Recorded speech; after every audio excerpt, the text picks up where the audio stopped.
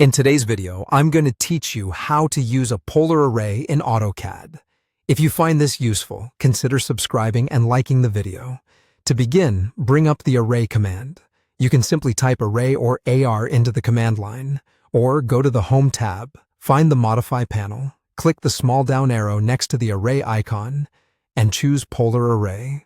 Either method launches the Polar Array tool and prepares you to create evenly spaced copies around a center point.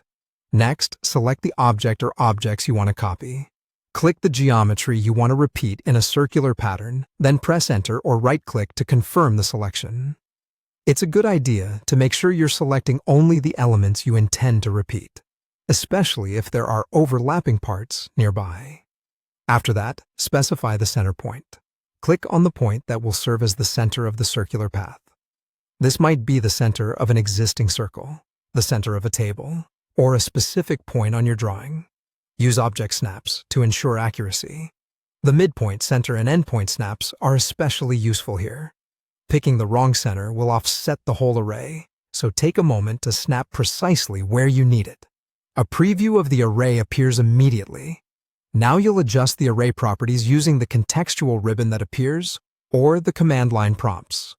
Change the number of items to the total copies you want.